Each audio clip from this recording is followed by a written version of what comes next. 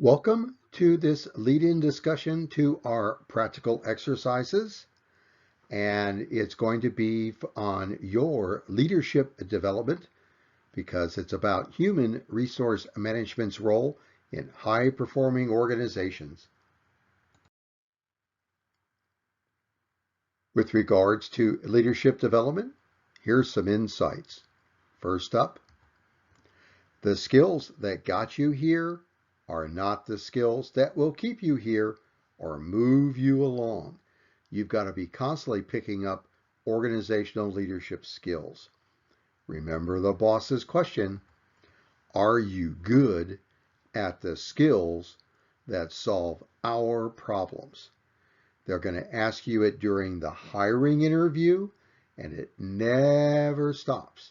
At every point in your career development, they're constantly going to be asking this question. One critical task that you're going to be working with as an organizational leader is, do you have the ability to implement and sustain an organization's strategies in order to accomplish organizational objectives? In other words, be the solution to the boss's problems. Organizational leaders are always looking for ways to take a whole organization and accomplish organizational objectives. They will break whole organization tasks into the other levels. The second level down is going to be the division, director, and team level, all the way down to the individual. It can have many more layers, but that's a simple way of saying there's 3 layers: whole organization, director, team, and all the way down to individual. The correlation with courses taught in St. Ambrose University's management department is the whole organization is Management 449, Strategic Management and Policy, which is supported by Management 332, Organizational Theory and Behavior, which is taking the tasks at whole organization, breaking them into division and directorate level, all the way down to individual. And our Management 320 Human Resource Management course is the individual level. But these 3 courses work together because remember, we're breaking tasks from the top at whole organization down to management, directorate, team level, all the way down to each individual. And we want a return on investment. We want to have each individual and their organizational tasks to contribute to achieving whole organization objectives. These 3 courses are designed to work in concert to energize an organization and move it to meeting its organizational objectives.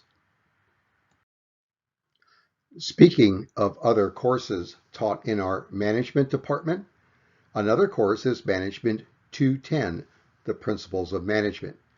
And the textbook by Daft and Marsick has a wonderful diagram on the 5 types of power: 3 hard, 2 soft. And for the practical exercises, you really want to look at the combination of the 2, especially soft power. First, on the left, hard power.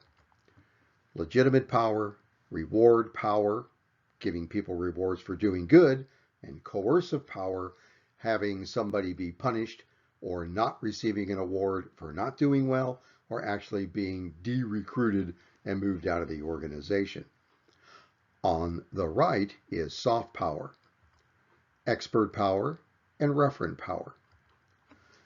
Expert power is the influence derived from knowledge and skills and what you know.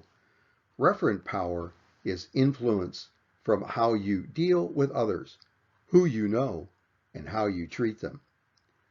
The textbook's chapter 13 is on hard power, and the textbook's soft power is described in chapter 8.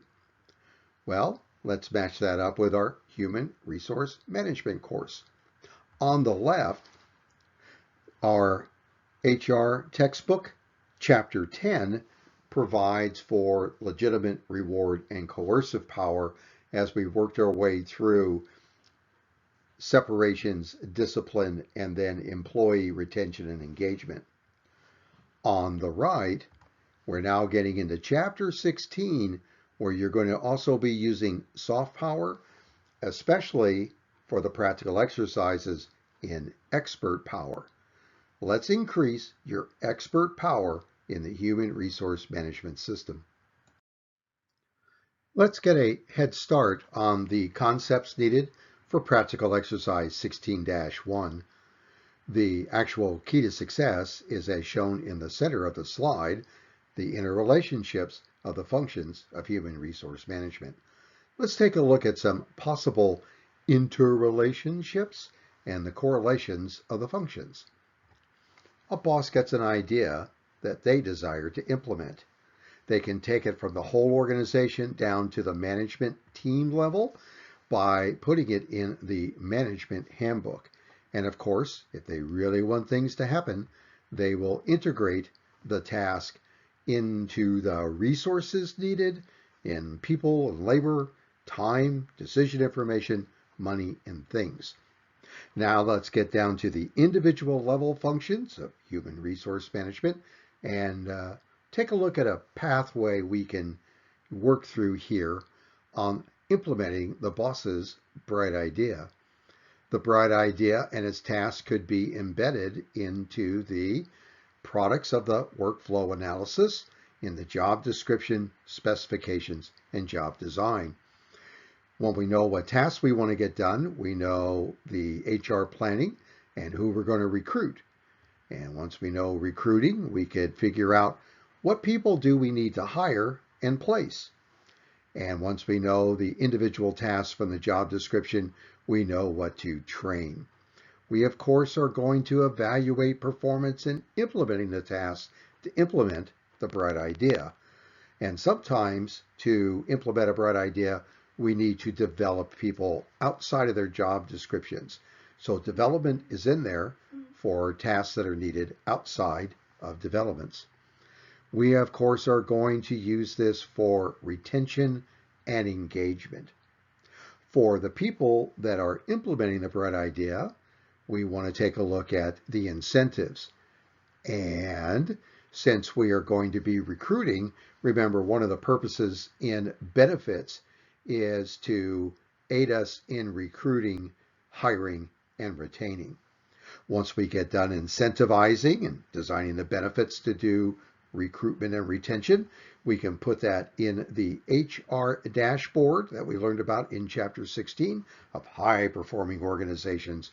And we're back in that all of that should be supporting the boss's bright idea. Just a reminder, when we talk about benefits, we're automatically linking in how we're going to do benefits that enable us to do better recruiting and hiring and retention. So, the interrelated functions of management, just a few correlations you might be able to use. Let's take this concept up another notch and look at really reinforcing the tasks that need to be accomplished to meet a strategic objective. An organization does those things well that a boss checks. So in order to get a critical task in the checklist, embed it in a job description, which then makes it part of the entire performance management system. And while the performance management system is looking at the quarterly and weekly and then semi-annual and annual performance reviews, we can also make it part of the organizational HR dashboard. So we're looking at tasks by team and by individual.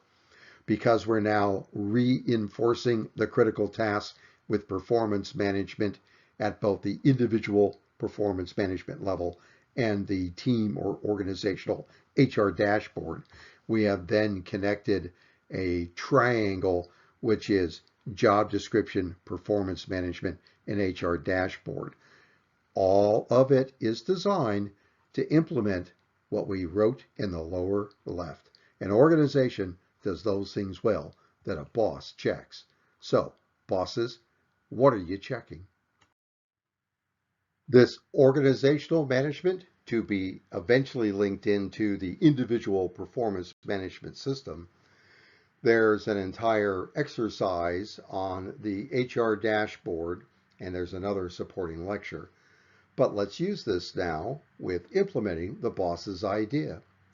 We're going to build a dashboard, and we build it kind of working ourselves across from left to right, asking the question, well, what is this wildly important goal? And in this example, it's going to be local college graduates hired. The boss said, of all the people we're hiring, let's start picking up more local talent. So we ought to start measuring of the people we're hiring, how many of them are local college graduates. Who will use the graphic and who's the decision maker? Well, the senior managers are going to be reporting back. Here's how we've been implementing your guidance on hiring more local college graduates. And the decision maker, if we're doing well or not well, is going to be the big boss themselves. What will the graphic measure or display? Well, one of them could be the ratio of local college graduates to total hired. And the visual dashboard graphic might be a pie chart. Here's all the people we hired. Here's the college graduate we hired. Here's the percentage that's local. So you use your dashboard to monitor organizational objectives and how well you're meeting them. And from that, you can decide who's really contributing in. So the big dashboard gets broken into the team level dashboard, and it then becomes part of the performance management system for your individuals. So as you're working the second practical exercise, that's what we're trying to accomplish with our HR dashboard. Monitoring organizational performance and using some little graphic that can be broken down at the division level and the individual level.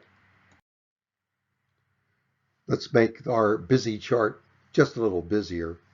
Just reminding you that as you're implementing the boss's bright idea, you're going to be using the management cycle. The bright idea has to be planned. Where are we going to? How we're going to get there? Organized, directed, and all the activities for directing it.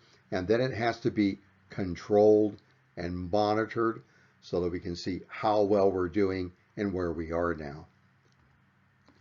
So the Human Resources Dashboard is the organizational monitoring chart. It's the control chart that's used to see how well we're doing in implementing the boss's bright idea and using the individual level human resource management functions to implement a strategic objective. So managers, let's connect some dots. You're going to learn that the organizational monitoring system eventually has to get broken down and use the individual performance management system, and then that hopefully will move individuals to move the team, to move the organization to meet its objectives.